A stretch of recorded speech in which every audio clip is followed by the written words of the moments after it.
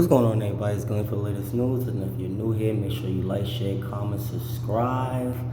We are gonna get into a late review from the King of the Ring tournament and the finalists, and the championship match between Liv Morgan and Becky Lynch was great, but like I said, predictable. This whole thing was predictable, but it was great matches, just way too predictable.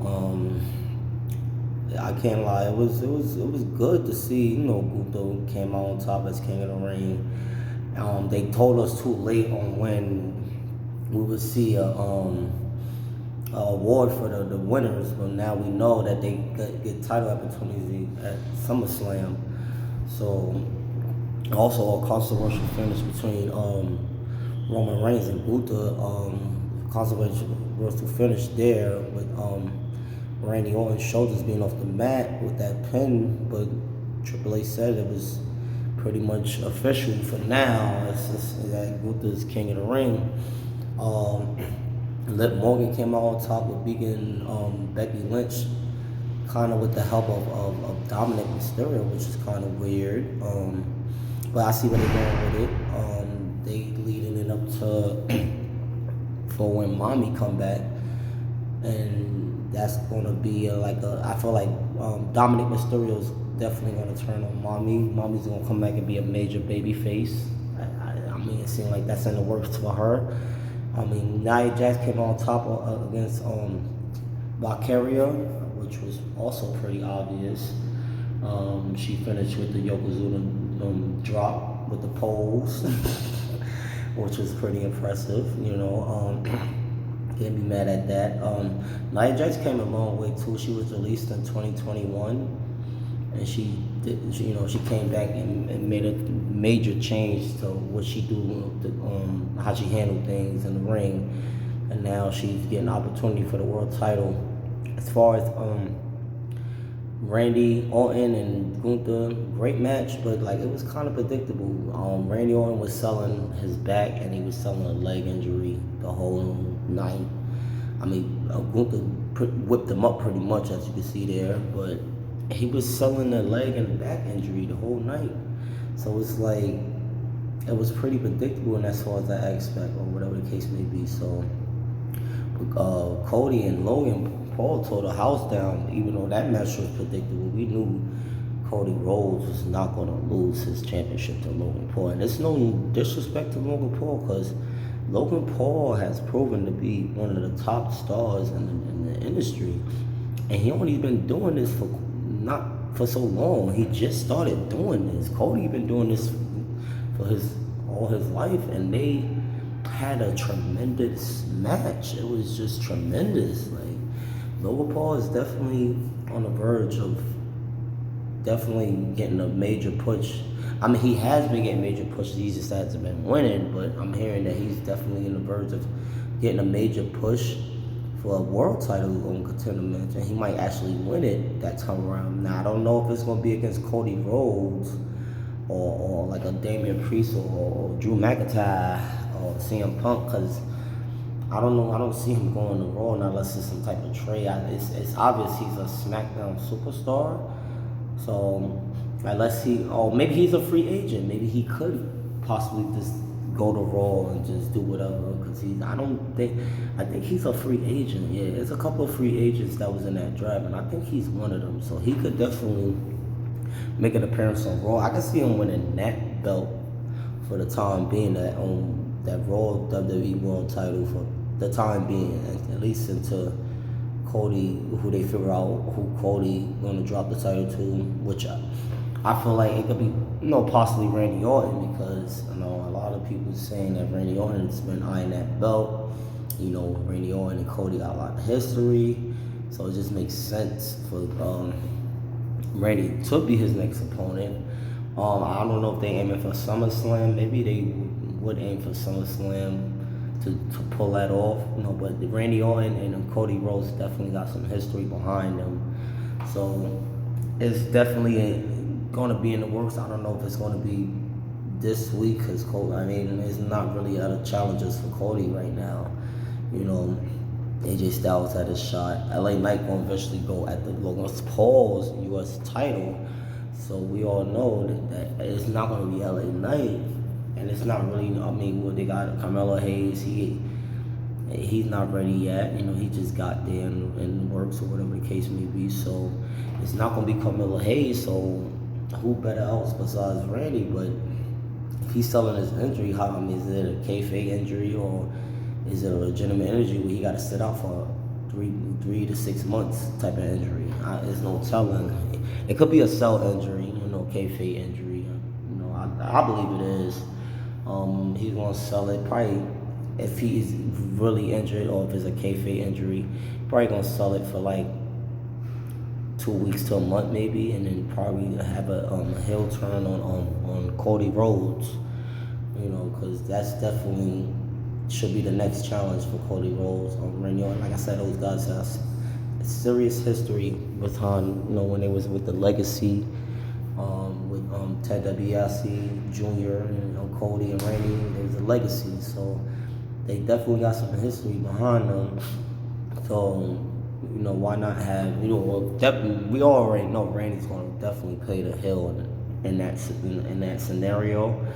Because Cody Rhodes right now is the top baby face of the company right now. He is the top baby face right now. So it would just make sense for Randy Orton to go back to being a heel. I mean, he's going to be liked either way. Randy's one of those characters that he's going to be liked either whether he's a heel or baby face. So him being a heel, he's going to just be liked anyway. Because we all remember the Randy Orton from 2009 with the bald head, man. That Randy Orton was crazy, but he was likable. The fans got behind that Randy Orton of that year when he was on a tear going crazy. So yeah, bring that Randy Orton back against a top face Cody Rhodes, and had those guys challenge it out, which they gonna do. I mean, it's pretty obvious with that too, because like I said, it's not really many competitors on SmackDown that could compete with Cody Rhodes. It's just not. It's limited. AJ Styles had his shot already. They're not gonna give him another shot, because if that was the case, they would have just gave him another shot. Or maybe they will. I don't know, because I don't think they're gonna give anyone else. They probably give somebody a shot at the Clash of the Castle. But I don't think it's gonna be. If it is Randy around that time, maybe they could have. Well, it's definitely gonna be a baby face Randy Orton around that time still. So maybe they could around that time they could have Randy turn heel on Cody, and then for SummerSlam, then they could have their rematch, and then they could just go from there. I don't know if they're gonna have Cody. I don't know if they're going to want to have Cody lose it there, or I don't know. It's no really telling how long Cody reigns for that championship is going to be, but I'm pretty sure he's going to have it for a while.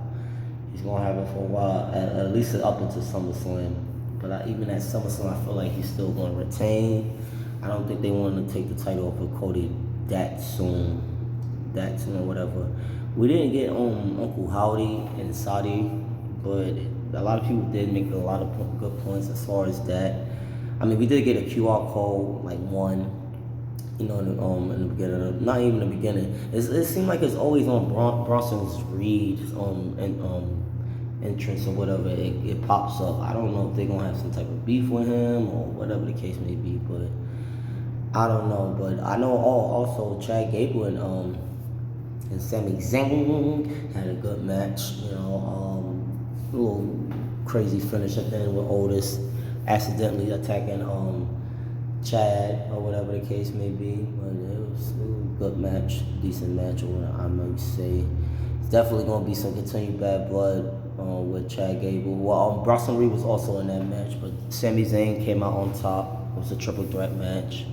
Great match, but also predictable.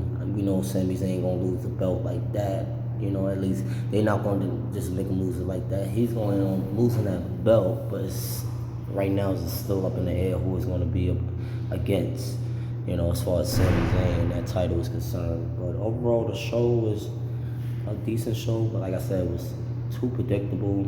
Liv Morgan came out on top on Becky Lynch. Nia Jax, Queen of the Ring. Gunther, King of the Ring. controversial finish though that may be talked about in tonight's Raw. Can't really say too much about what could have happened, but it, like I said, it was like very predictable show. Great show, but predictable. You know, Liv Morgan congratulated her with some heat behind that. Like, a lot of people wasn't happy about Liv Morgan winning the title, and also there was some a little controversy between little heat between Michael Cole and Logan Paul, because Logan Paul took them brass knucks out. He tried to use them. Well, he actually did use them on Cody, you know, in the midsection or in Cody's ribs, and he had rib problems throughout the night. So it was like kind of some heat and exchanged words between Michael Cole and Logan Paul. Then there was kind of some eye contact between Corey Graves and him. And Corey Graves is just pretty much telling him, hey, keep it a task at hand. Don't worry about what's going on over here. So I'm hearing that